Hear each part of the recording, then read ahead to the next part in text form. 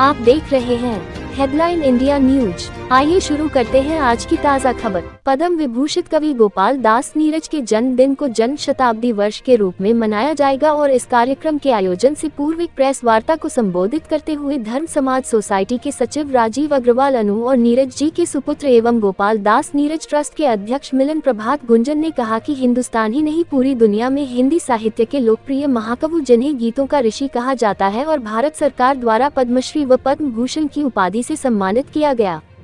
संवाददाता प्रीति शर्मा की रिपोर्ट। तो उनकी याद में समझ लीजिए, उनकी स्मृति में एक संग्रहालय जिसमें सारा सामान हमारे मिलन प्रभात जी जो उनके पुत्र हैं उनके द्वारा दिया गया है और ऐसे अमूल्य चीज़ें दी गई हैं उसको धर्म समाज कॉलेज बहुत संभाल कर रखेगा और उनकी स्मृति में ये हमें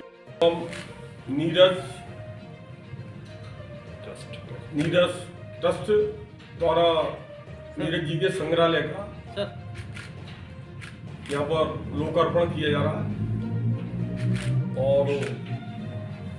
हिंदुस्तान ही नहीं पूरी दुनिया में महाकवि के रूप में प्रसिद्ध,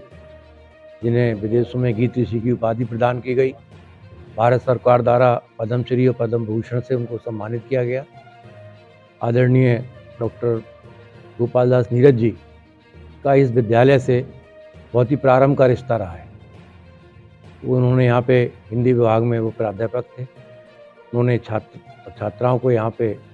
शिक्षा प्रदान की। उनका 100वां जन्म दिवस के अवसर पे धर्म समाज कॉलेज के हमारे जो सचिव हैं श्री राजीव अग्रवाल अनु जी और पूरी कमेटी ने ये निर्णय लिया कि ये हमारे लिए गौरव का विषय है कि अलीगढ़ के अंदर के अभी तक के इतिहास में पहले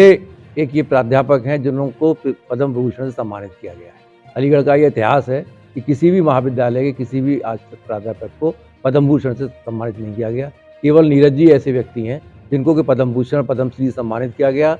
उत्तर प्रदेश सरकार में लगातार 10 वर्ष तक कैबिनेट मंत्री के रूप में उनको दर्जा प्राप्त कैबिनेट मंत्री रहे, भाषा विज्ञान के अध्यक्ष, हिंदी संस्थान के अध्यक्ष। तो उनकी स्मृति में उनकी यादों को संजोए रखने के लिए उनका एक संग्रहालय यहाँ पे स्थापित किया गया है। एक शोध केंद्र की स्थापना है कि ताकि उनका जो साहित्य है, उनका जो व्यक्तित्व है, उससे आगे आने वाली नई पीढ़ी, तमाम हिंदुस्तान के अंदर बहुत रिसर्च चल रही है नीरज जी के ऊपर, तो उन लोगों को यहाँ पे सुविधा मिलेगी। वो लोग आएंगे, यहाँ के भी जो हमारे रिसर्च स्कॉलर हैं उनको भी सुविधा मिलेगी। तो उनको करने के लिए एक शोध केंद्र की स्थापना और संग्रहालय की स्थापना की गई है, जिसका उद्घाटन कल उत्तर प्रदेश सरकार के पूर्व कैबिनेट मिनिस्टर माननीय विधायक ठाकुर जयवीर सिंह, माननीय विधायक श्री अनिल पाराशर जी, माननीय महापौर श्री प्रशांत सिंघल जी, पूर्व विधायक श्री विवेक बंसल जी करकमलों के द्वारा किया जाएगा। और इस अवसर पर क्योंकि नीरज जी कवि थे तो एक अखिल भारतीय कवि सम्मेलन, जिसमें हिंदुस्तान के जाने माने कवि डॉक्टर विष्णु सक्सेना, लखनऊ से डॉक्टर सर्वेश अस्थाना, इटावा से श्री बलराम श्रीवास्तव, बदायूं से डॉक्टर सनरूपा विशाल, झांसी से अविराज पंकज, डॉक्टर राजीव राज और अलीगढ़ के जो हमारे प्रमुख यहाँ पे हैं जिनका नीरज जी से लंबा गहरा रिश्ता रहा है, जनाब Johnny foster, doctor Rehana Shaheen, doctor Ashok Anjum, ये लोग कल हमारे डॉक्टर अंजा सिंह सेंगर ये इस कार्यक्रम को, कवि सम्मेलन को गौरवान्वित करेंगे अपनी वाणी से। और ये नीरज जी के प्रति एक ऐसी सच्ची श्रद्धांजलि होगी।